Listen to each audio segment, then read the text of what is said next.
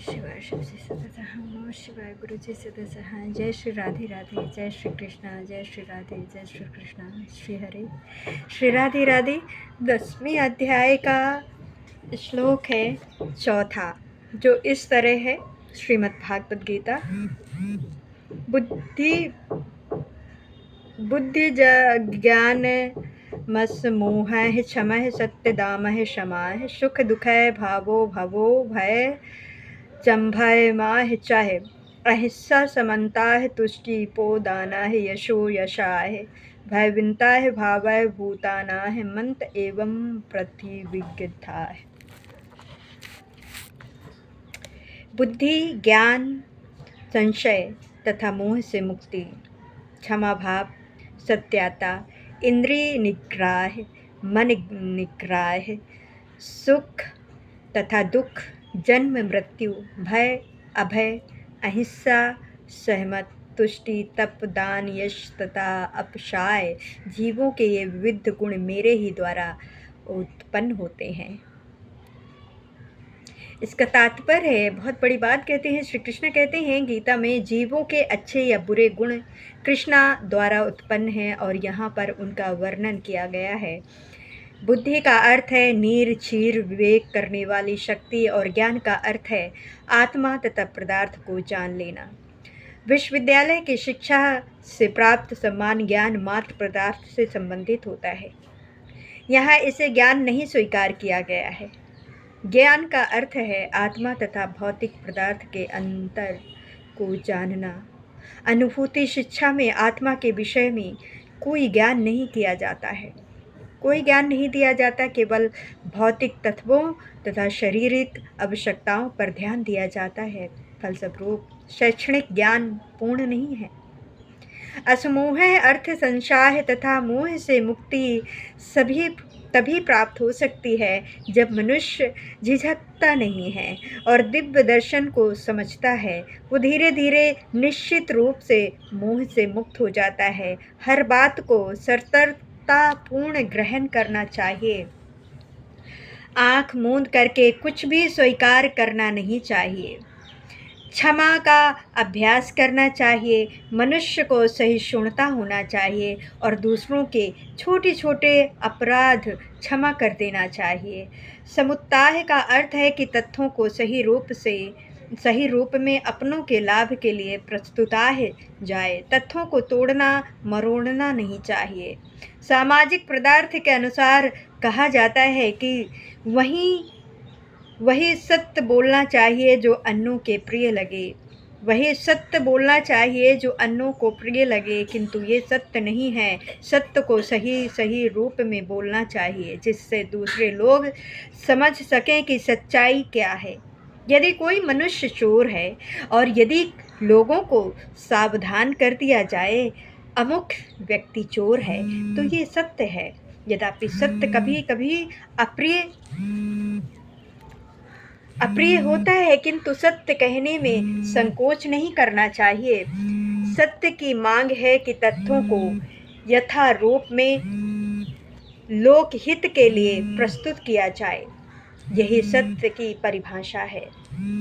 दम का अर्थ है कि इंद्रियों को व्यर्थ के विषय भोग में न लगाया जाए। इंद्रियों की समुचित आवश्यकताओं की पूर्ति का निषेध नहीं है, किंतु अनावश्यक इंद्रिय भोग आध्यात्मिक उन्नति में बाधक है।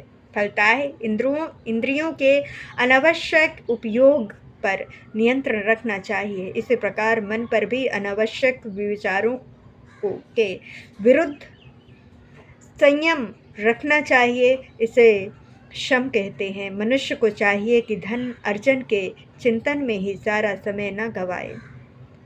चिंतन शक्ति का दुरुपयोग, मन का उपयोग मनुष्य को मूल आवश्यकताओं को समझने के लिए किया जाना चाहिए और उसे ही प्रणाम पूर्वक प्रस्तुत करना चाहिए। शास्त्र मात्र ज्ञानों में समुद्ध पुरुषों, गुरुओं तथा मन विचारकों की संगति में रहकर के विचार शक्ति का विकास करना चाहिए।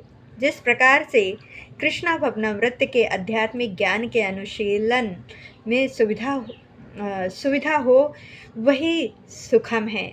इसी प्रकार दुख माय वो है जिससे कृष्णा भवनामृत के अनुशीलन में असुविधा हो। कृष्णा भवनामृत में असुविधा हो वो ऐसे कार्य मनुष्य को नहीं करने चाहिए।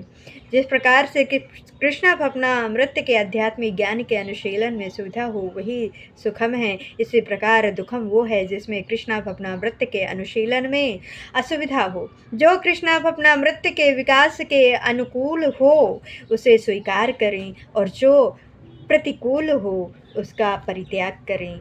भाव अर्थात जन्म का संबंध शरीर से है। जहाँ तक आत्मा का प्रश्न है वो न तो उत्पन्न होता है न मरता है। इसकी व्याख्या हम भागवत गीता के प्रारंभ में ही कर चुके हैं। जन्म तथा मृत्यु का संबंध इस भौतिक जगत में शरीर धारण करने से है। भय तो भविष्य की चिंता से उद्भूत है। कृष्णा भवनामृत में रहने वाला व्यक्ति कभी भी भयभीत नहीं होता, क्योंकि वो अपने कर्मों के द्वारा भगवत धाम को वापस जाने के प्रति अस्वस्थ रहता है। फलस्वरूप उसका भविष्य उज्जवल होता है, किंतु अन्य लोग अपने भविष्य के विषय में कुछ नहीं जानते। उन्हें इसका कोई ज्ञान नहीं होता। लोग अपने भविष्य के विषय में कुछ नहीं जानते, उन्हें इसका कोई ज्ञान ही नहीं होता कि अगले जीवन में क्या होगा। फलस्वरूप वे निरंतर चिंतनग्रस्त रहते हैं। यदि हम चिंता मुक्त होना चाहते हैं तो सर्वोत्तम उपाय ये है कि हम कृष्णा को जानें तथा कृष्णा भवनामृत में निरंतर स्थिर रहें। इस प्रकार से हम समस्त भय से मुक्त रहेंगे।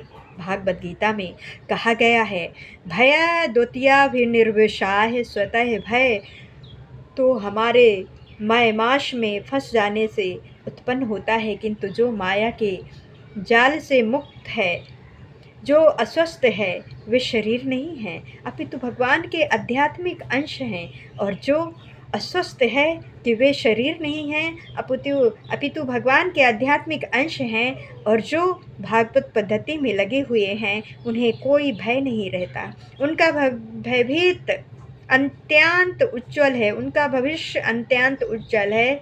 ये भय तो उन व्यक्तियों की अवस्था है जो कृष्णा भवनामृत में नहीं है। अभयम तभी संभव है जब कृष्णा भवनामृत में रहा जाए। अहिंसा का अर्थ होता है कि अन्यों को कष्ट न पहुंचाया जाए। जो भौतिक कार्य अनेकों राजनीतिज्ञों, समाजशास्त्रियों, परोपकारियों आदि द्वारा किए जाते हैं, अनेक परिणाम अच्छे नहीं निकलते, क्योंकि राजनीतिज्ञों तथा परोपकारियों में दिव्य दृष्टि नहीं होती। वे ये नहीं जानते कि वास्तव में मानव समाज के लिए क्या लाभप्रद है। अहिंसा का अर्थ है कि मनुष्य को इस प्रकार से प्रशिक्षित किया जाए कि इस मानव देह का पूरा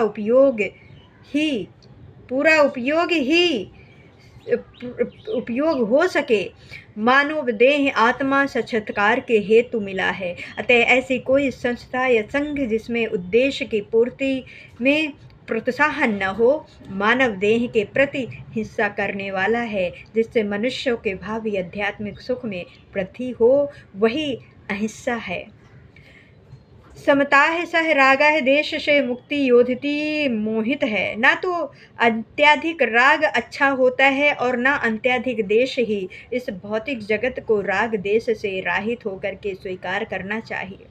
जो कुछ भी कृष्णा भवनामृत को संपन्न करने में अनुकूल हो उसे ग्रहण करना चाहिए। जो कुछ भी कृष्णा भवनामृत को संपन्न करने में अनुकूल हो उसे ग्रहण करें और जो प्रतिकूल हो उसका त्याग कर दें। यही समता है। कृष्णा भवनामृत युक्त व्यक्ति को ना तो कुछ ग्रहण करना होता है न त्याग करना होता है। उसे तो कृष्णा भवनामृत में संपन्न करने में उसकी उपयोगिता से प्रयोजन रहता है। तुष्टि का अर्थ है कि मनुष्य को चाहिए कि अनावश्यक कार्य करके अत्यधिक वस्तुएं एकत्र करने के लिए उत्सुक न रहे। उसे तो ईश्वर की कृपा से जो प्राप्त हो जाए उसी से प्रसन्न रहना चाहिए। यही तुष्टि है। तपस का अर्थ है तपस्या तपस के अंतर्गत वेदों में वर्णित अनेक विधि विधानों का पालन करना होता है तथा प्रातःकाल उठना और स्नान करना। कभी कभी प्रातःकाल उठना अति कष्टकारक होता है, किंतु इस प्रकार स्वेच्छा से जो भी कष्ट सहे जाते हैं वे तपस या तपस्या कहलाते हैं। इसी प्रकार मास के कुछ विशेष दिनों में उपवास रखने का भी विधान है। हो सकता है कि इन उपवासों को करने की इच्छा न हो, किंतु कृष्णावतार के विज्ञान में प्रगति करने के संकल्प के कारण उसे ऐसे शारीरिक कष्ट उठाने होते हैं, किंतु उसे व्यर्थ ही अथवा वैदिक आदेशों के प्रतिकूल उपवास करने की आवश्यकता नहीं है। उसे किसी राजनीतिक उद्देश्य से उपवास करना नहीं चाहिए। भागवत गीता में इसे तामसिक उपवास कहा गया है तथा किसी भी ऐसे कार्य से जो कि तमोगुण या रजोगुण में किया जाता है आध्यात्मिक उन्नति नहीं होती है, किंतु सतोगुण में रह करके जो भी कार्य किया जाता है वो समुद्र बनने वाला है। अतः वैदिक आदर्शों के अनुसार किया गया उपवास आध्यात्मिक ज्ञान को संपन्न बनाता है। जहाँ तक दान का संबंध है, मनुष्य को चाहिए कि अपनी आय का 50% किसी शुभ कार्य में लगाए। और ये शुभ कार्य है क्या? ये कृष्णावतार में किया गया कार्य। ऐसा कार्य शुभ ही नहीं अपितु सर्वोत्तम होता है। चूँकि कृष्णा अच्छे हैं इसीलिए उनका कार्य निमित्त भी अच्छा है। अतः दान उसे दिया जाए जो कृष्णावतार में लगा हो। वेदों के अनुसार ब्राह्मणों को दान दिया जाना चाहिए। ये प्रथा आज भी चालू है, यद्यपि उसका स्वरूप वो नहीं है जैसा कि वेदों का उद्देश्य है, फिर भी आदेश यही है कि दान ब्राह्मणों को दिया जाए। वो क्यों? क्योंकि आध्यात्मिक ज्ञान के अनुशीलन में लगे रहते हैं। ब्राह्मण से ये आशा की जाती है कि वो सारा जीवन ब्रह्मा जिज्ञासा में लगा दे। ब्रह्मा जनजाति ब्राह्मण जो ब्रह्मा को जाने वही ब्रह्मा है। इसीलिए दान ब्राह्मणों को दिया जाता है, क्योंकि वे सदैव आध्यात्मिक कार्य में रहते हैं और उन्हें जीवन उपार्जन के लिए समय नहीं मिल पाता है। वैदिक साहित्य में अन्य सन्यासियों को भी दान दिए जाने का आदेश है। सामान्य सन्यासियों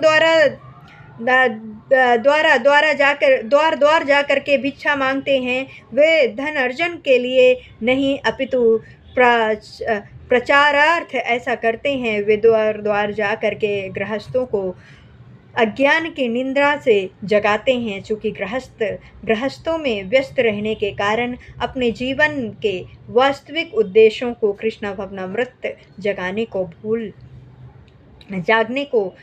भूले रहते हैं। जगाने को भूले रहते हैं। अर्थात सन्यासियों का कर्तव्य है कि वे भिखारी बन करके गृहस्थों के पास जाएं और कृष्णाभवना वाहित होने के लिए उन्हें प्रेरित करें। वेदों का कथन है कि मनुष्य जागे और मानव जीवन में जो प्राप्त करना है उसे प्राप्त करे। सन्यासियों द्वारा ये ज्ञान तथा विधि वितरित की जाती है। अतः सन्यासी को ब्राह्मणों को तथा उसी प्रकार के उत्तम कार्यों के लिए दान देना चाहिए, किसी सनक के कारण नहीं। यशाह भगवत चैतन्य के अनुसार होना चाहिए। उनका कथन है कि मनुष्य तभी पद्धति यश प्राप्त करता है जब वो महान भक्त के रूप में जाना जाता हो। यही वास्तविक अंश है। यदि कोई कृष्णावतार के में महान मानता है और विख्यात होता है तो वही वास्तव में प्रसिद्धि है। जिसे ऐसा यश प्राप्त न हो वो अप्रसिद्ध है। ये सारे गुण संसार भर में मानव समाज में तथा देव समाज में प्रकट होते हैं। अन्य लोगों में भी विभिन्न तरह के मानव हैं और वे गुण उनमें भी होते हैं। जो व्यक्ति कृष्णावतार में प्रगति करना चाहता है उसमें कृष्ण से सारे गुण उत्पन्न कर देते हैं, किंतु मनुष्य को तो उन्हें अपने अंतर में विकसित करना होता है। जो व्यक्ति भगवान की सेवा में लग जाता है वो भगवान की योजना के अनुसार इन सारे गुणों को विकसित कर लेता है। हम जो कुछ भी अच्छा या बुरा देखते हैं उसका मूल कृष्णा है, उसका मूल श्री कृष्णा है। इस संसार में कुछ भी ऐसी वस्तु नहीं है जो कृष्णा में स्थित ना हो। यही ज्ञान है। यद्यपि इसे जानते हैं कि वस्तुएं भिन्न रूप से स्थित हैं, किंतु हमें ये अनुभव करना चाहिए कि सारी वस्तुएं कृष्णा में ही उत्पन्न होती हैं। जय श्री कृष्णा, जय श्री कृष्णा, जय श्री कृष्णा। श्री राधे राधे राधे राधे राधे राधे।